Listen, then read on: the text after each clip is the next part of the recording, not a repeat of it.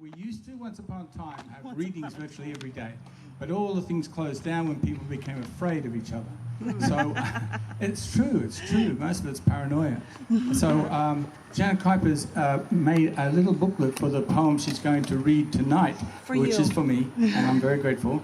And she's a conservationist, she's a vegetarian, ethical poet, but most of all, conscientious in the sense that she recognized that poetry communities are in every city, every state, every possible place where people gather. So she used to run readings in Chicago, right, and still goes back to Chicago and is a feature there, or running the night, depending on the night, and is also linking with poets from all over America and the world via that creature called Zoom. So would you please welcome up the amazing, astonishing, incredible environmentalist Janet Kuypers.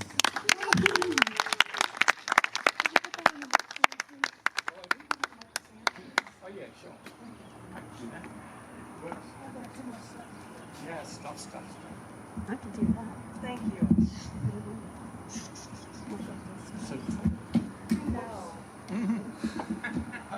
Help me.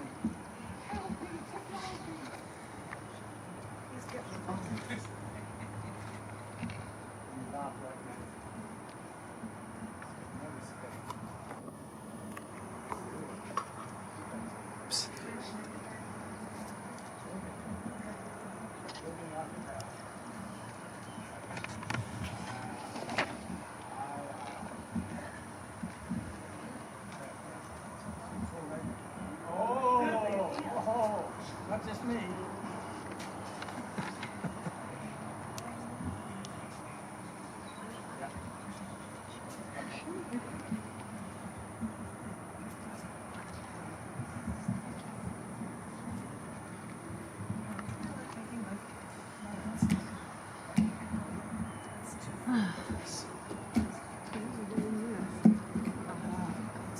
It's too fat for it.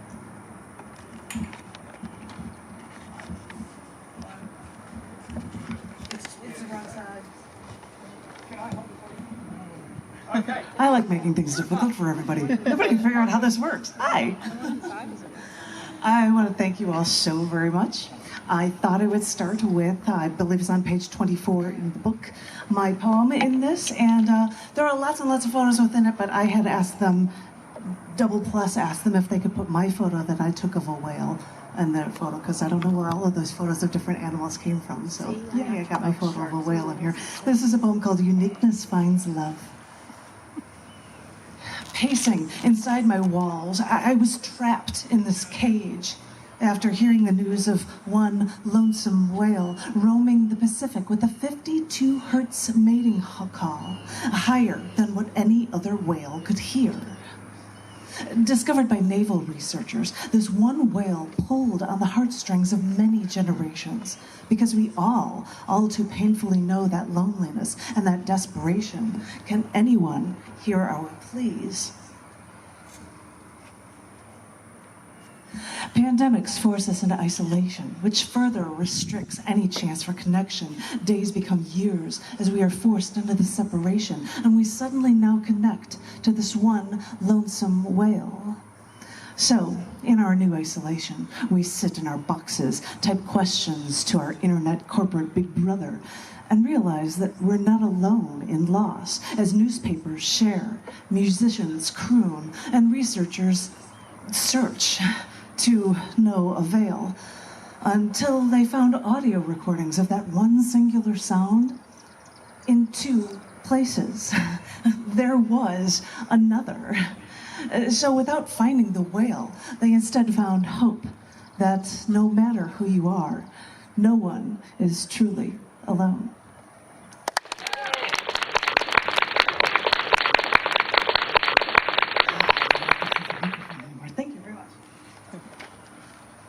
I am honored that I get to share 3 poems with you guys, because if you want to know a thing or two about me, I thought I'd share with you. One, I do scientific stuff. I'm a logical person, so I'm going to share with you a Twitter-length periodic table poem that actually relates to the poem that you just heard. I'm also going to share with you a very ethically, morally charged piece that's about animals, because that's so my style too, and I'll end it on a lighter note so that it doesn't get too carried away. This first one I'd like to share with you is from the recently released book of Twitter-length periodic table of poems. And it is for Bismuth, number 81 in the periodic table, and it actually relates to that same poem. This is Bismuth in an Ocean of One. Only tiny bits of bismuth are in the Pacific, not unlike the one loathsome whale the Navy heard at 52 hertz, higher than what any other whale can hear. Media, musicians mourned, we all understood that loneliness, until ocean audio heard two 52 hertz sounds, proving no one's truly alone.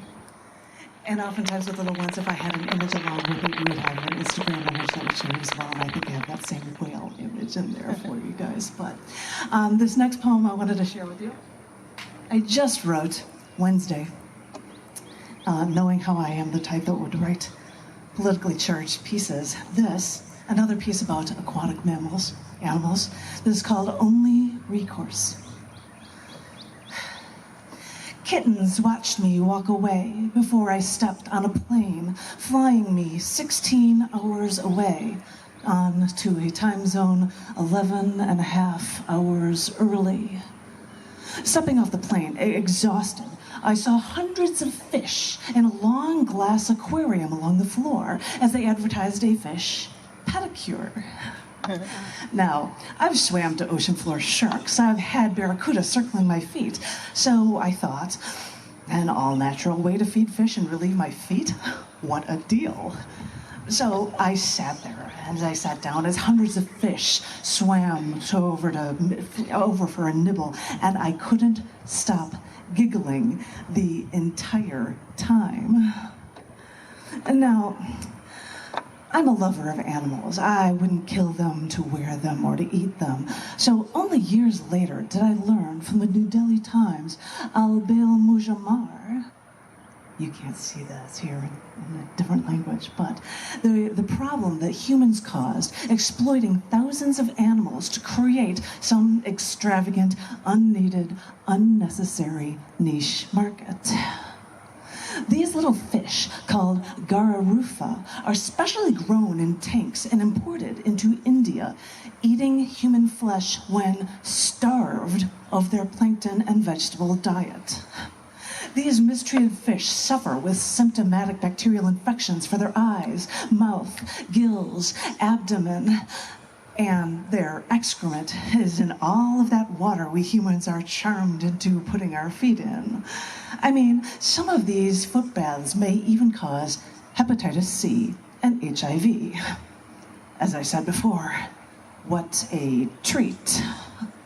This water was once tested in a shipment where a slew of different bacteria thrived, resilient to most antimicrobial diseases, medications that cause soft tissue damage. And since this isn't a medical procedure, there's no oversight whatsoever. I put my feet into a tank like this once, thinking that I was doing something good for the fish. Silly me. I should remember that when it comes to humans, the first thing they think when it comes to animals is abuse. And in this case, maybe we should be thinking about how to help these thousands of animals instead. I mean, I believe that I'm a concerned citizen to help women trapped in physical or sexual abuse. I immerse myself in other cultures to assist all who do not fit the Caucasian mold.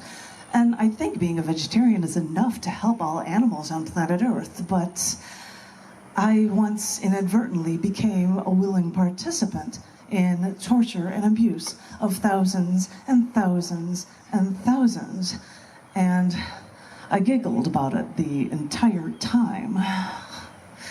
So it makes me wonder, did I mistreat the fish that I kept in an aquarium, including the bluegills from a lake that could have been someone else's meal?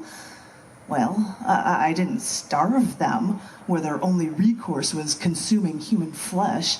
Because really, if we're all about love, how do we show it if we turn a blind eye and give more concern to our own comfort instead?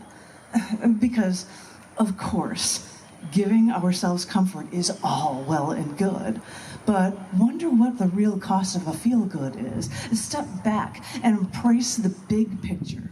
Because when we see the good one thing can do, that's where there's real comfort for everyone.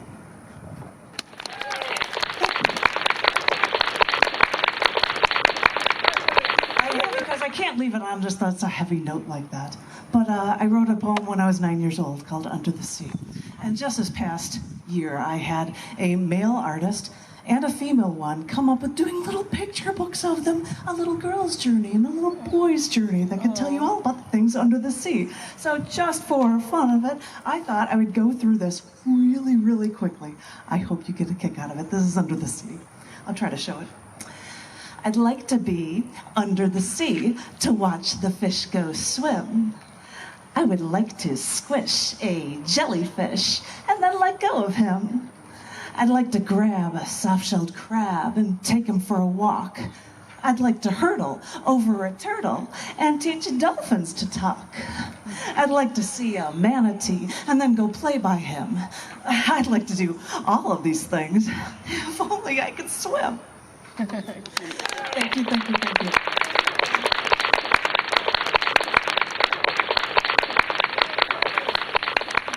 By the way, it's Janet and John's wedding anniversary, and they took time out to be with us tonight. Isn't that wonderful? 22 years together.